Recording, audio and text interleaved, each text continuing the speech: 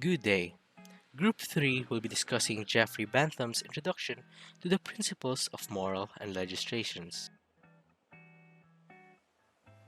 This report contains 4 chapters and we will go through each one of them.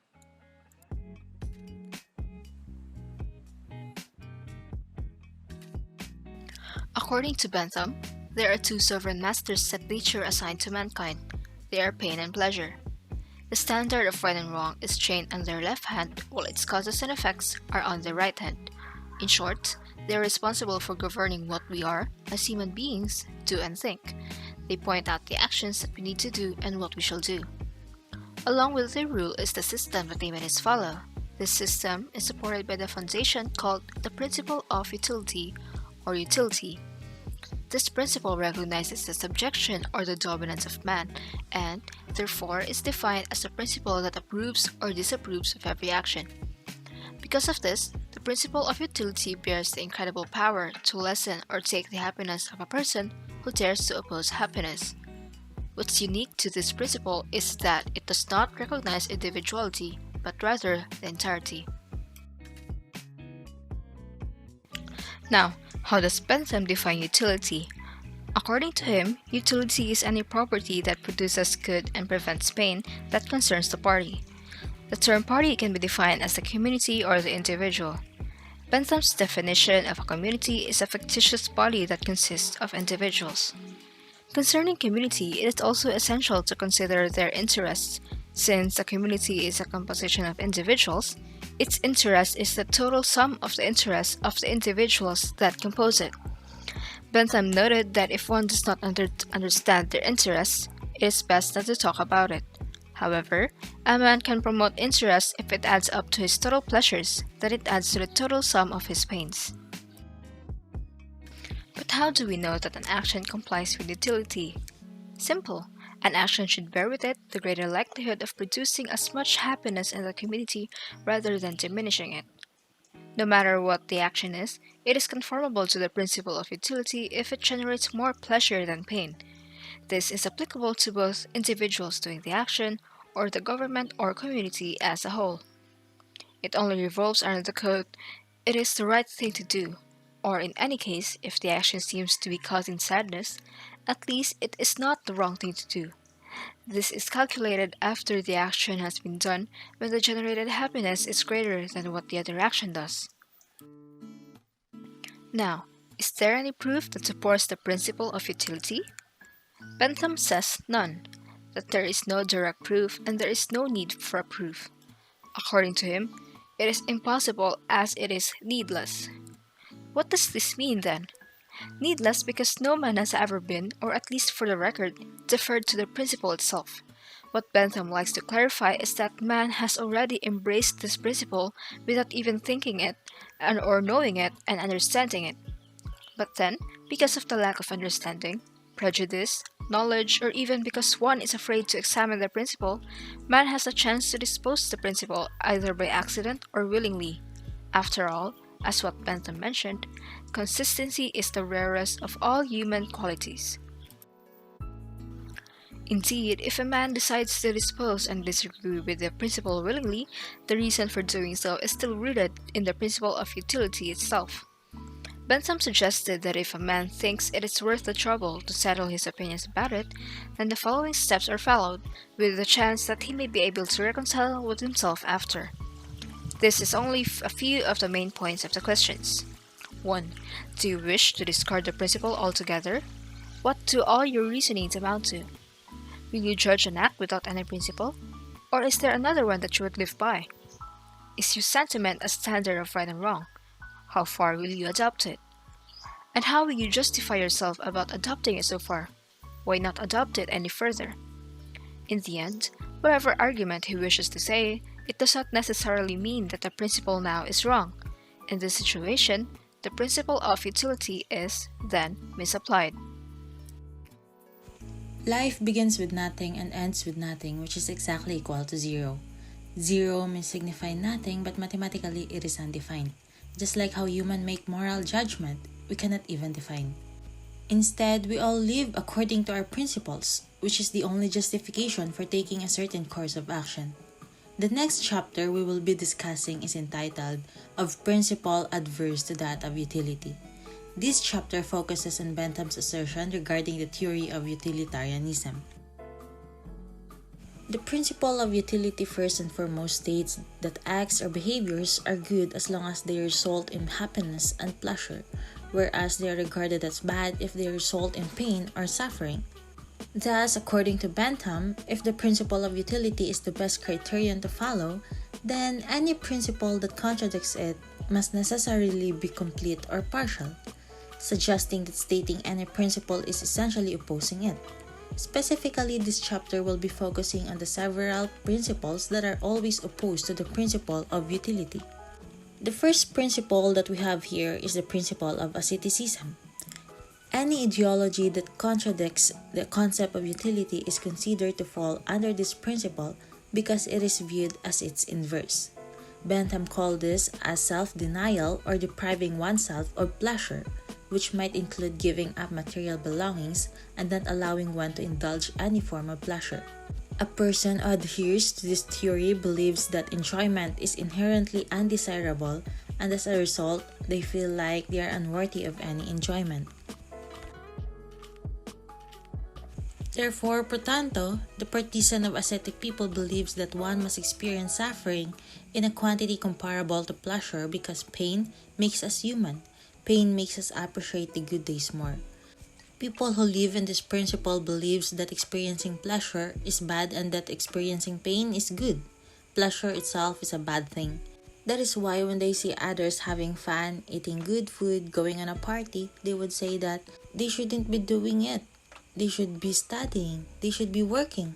They should be doing something productive rather than spending their time laughing and chatting with others. Here we witness the union of two parties against their common enemy, known as the partisan of the principle of utility.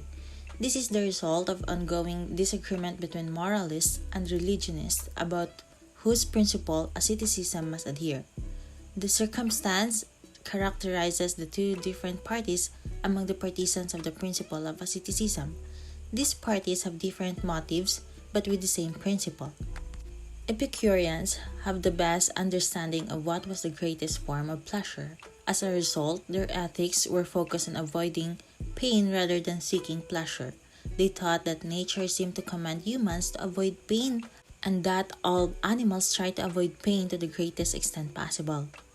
An illustration to this is when someone chooses for natural happiness such as speaking with friends or loved ones rather than engaging in sensual pleasures like food, alcohol, or sex. Next, we're going to find out when can we say that the principle of utility is being misapplied. Bentham states that if a man tries to defy the principle of utility, he must do so with a justification derived from the principle itself without even realizing it. He pointed out that if an individual thinks that pleasure is a bad thing, one must have reason and evidence and not merely rely on personal attribution. Thus, if a principle is not able to prove anything, it shows that the principle is not erroneous but that is misapplied in the application he assumes is made of it. Bentham further acknowledges that some religious ascetics are still working under otherworldly rewards, which Bentham referred to as principle of utility misapplied.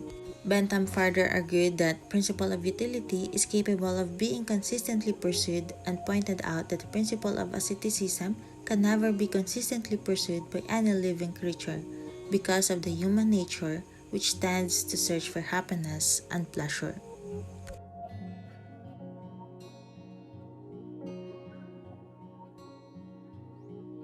A principle may be different from that of utility in two ways.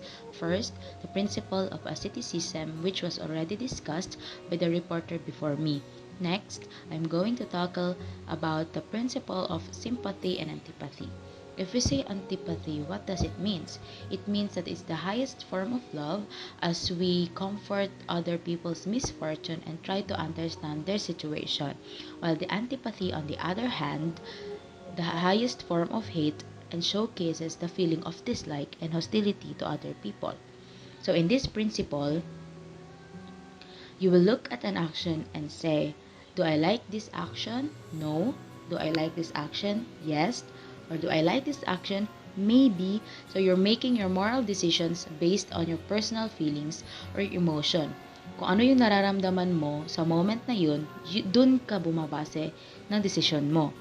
But disregards external grounds or evidence, as our own emotion or personal feelings is subjective and not objective. This makes the punishment for the action arbitrary. So when we say arbitrary, it's based on random choice or personal whim rather than any reason or system.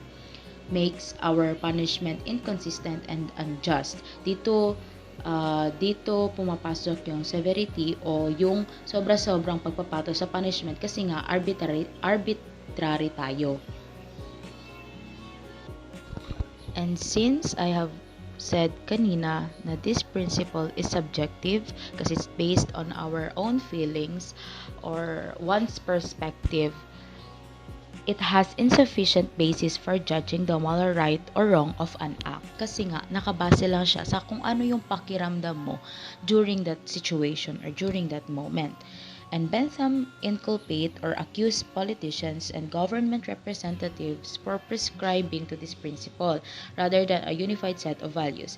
Kasi nga, very random lang siya at nakabase lang siya sa feeling ng taong gumagawa ng desisyon. So, hindi siya pwedeng gawing legal na basehan sa kung ano ang tama at mali. Next is the theological principle. Bentham discussed that this principle is not a principle or a definite principle at all because it just boils down a lot of different things. But this principle aims to represent the will of God. So, what is the will of God means here? The will of God cannot be seen on the sacred books because these sacred texts, documents, or books requires a lot of various interpretation, and we cannot know and assure which one of those interpretations is correct if we don't have prior ideas and answer we can compare with. So this principle includes that if your God or if you believe that God wants you to do good because doing good resulting to good outcomes, you will feel guilty if you do wrong. So this just relate to the principle of utility, which is you do good. So if, for example, you're worrying or you're guilty to do wrong things, so you're helping the people who are hungry or in the streets just to feel good about yourself, and with that you ensure that you did a good job. While if you believe that your God is a vengeful God and he wants you to experience pain and suffering, that just showcases that this principle is asceticism. Well, if you believe that your God is a random God or basing his or he decides whether it's wrong or right, an action is based on the feelings or emotions, then this just points back to the sympathy and antipathy principle. Chapter 3 of the Four Sanctions or Sources of Pain and Pleasure. According to Bentham, pleasure and pain are the two most important motivators of human behavior. Interests are born out of the pursuit of pleasure and the avoidance of pain, and they are fostered or sated by the performance of actions that provide more pleasure than they cause. Feelings of pleasure and pain motivate us to take action but also help us quantify our efforts, positive and negative outcomes. To be happy, all that is required is for there to be more pleasurable experiences than unpleasant ones. The extent to which one feels joy depends on the availability or excess of pleasurable experiences. The amount of unhappiness is determined by the inverse. Given that maximizing the sum of people's happiness is always the moral aim to be accomplished, it stands to reason that pleasure and suffering are likewise related to moral judgment and moral decision. As such, morally correct and wrong actions are those that bring about the most joy and the slightest sorrow. In his early works, Bentham identified four distinct kinds of pleasure and suffering, which he called sanctions: the physical, the political or legal, the moral, and the religious. In his view, the joys and sorrows about each are capable of imparting binding power to any law or norm of action. No evidence for the claim that we ought to maximize aggregate happiness can be derived from the fact that each individual strives to maximize their own happiness unless laws or rules of conduct already exist, which, by the force of these sanctions, produce an artificial harmony of interest between the self-interested aim of the individual and the moral end of maximizing aggregate happiness. Equally, these penalties or sanctions cannot stand alone as the basis for laws or norms of behavior that balance public and private interest. Nothing intrinsic to these laws or standards of conduct would compel those who establish them, whomever they may be, to automatically equate their own interests with those of the general public. Additionally, these sanctions do not exclude maximizing happiness through the uneven distribution of pleasure and pain. Bentham first uses the language of sanctions to describe the four possible causes of pleasure and pain. He does this because every potential source may bend to the constraints of the law and reason. The physical sanction of pain and pleasure comes first. The physical sanction is defined as that which pleasure or pain is anticipated to receive if it is in the present life, from the usual flow of nature, not purposely affected by the interposition of humans, and not purposely influenced by a superior and visible entity. As there is no intervention from a supernatural being, the physical sanction may be considered wholly natural as it arises naturally. According to this, nature is the only reason for the existence of most operations in the world. Because of this also, pain and pleasure have their roots in their workings of the natural world. This sanction comes before the subsequent sanctions, which entail human and superior being interposition alterations. Hence, only pain and pleasure derived from the workings of nature are included in the physical sanction. Due to the lack of human or higher being intervention, the physical sanction may be hard to illustrate, but with this example, we may get the idea of the physical sanction. For example, pleasure and pain derived from the riding the waves of Maui, Hawaii is a perfect illustration of the kind of pleasure we may have had in the physical sanction. The typical surfer's enjoyment of the gnarly essence of the wave is pleasure gained from the wave's physical sanction and natural processes. Another example of physical sanction that caused pain include devastation in other provinces here in the Philippines was caused solely by natural disasters such as Typhoon Odette, earthquakes, and landslides. These incidents resulted in nothing but suffering. The loss of life and the destruction of property did nothing except cause misery. According to the physical sanction, suffering and euphoria may only be acquired from in its purest form without any alterations from the intervention of humans or higher creatures. Many people, like myself, believe that a higher power God is behind all things in the universe. Feelings of pleasures and suffering need the intervention of a higher authority. If this were true, physical sanction would be unnecessary, but the higher entity provides some kind of order or chaos to these processes. Due to this mysterious regularity that the superior being generates, it is easy to dismiss the possibility that phenomena and procedures that the world and the body cause have any connection to a higher power. Because of the order that God's superiority imposes on his creation, the human body, processes, and phenomena may be stated, disputed, and understood apart from God's knowledge and participation in such debates. Because God acts with a sequence in the world, it is easy to mistakenly conclude that God did not create or have any hand in the universe. In the same way, the atheist might claim that God was never a part of the universe. We can claim that all processes on earth fall within the pure view of the physical law. The next one is the political sanction. The sanction of pain and pleasure in situations controlled by one person or a group or community of people in charge is known as a political sanction. If something makes you feel either pain or pleasure and originates from the government, then it has been altered by the intervention of individuals. Because of the incorporation of this alteration, the physical sanction is superseded by this. In today's world, I believe that this kind of sanction primarily results in suffering. Therefore, this sanction is quite simple to illustrate. For example, if President BBM were to raise the minimum wage to $8, which would never happen, individuals who work hourly jobs and live paycheck to payday would feel satisfied from being punished for their precarious financial situation. Businesses already having trouble making ends meet would suffer since it would be more difficult to pay $8 per hour per person and still turn a profit, even with revenue. Any other kind of sanction that utilizes a human person or human people in a ruling figurehead capacity is, by definition, is a political sanction. In contrast to the physical sanction, the political sanction has what I like to refer as a double effective outcome. When I say that anything has a twofold impact, what I mean is, within the context of the political sanction, something that may be painful in one consequence could be enjoyable in another. Because any activity that may either create pain or pleasure always results in either one of those outcomes. I do not believe that this kind of bodily penalty occurs.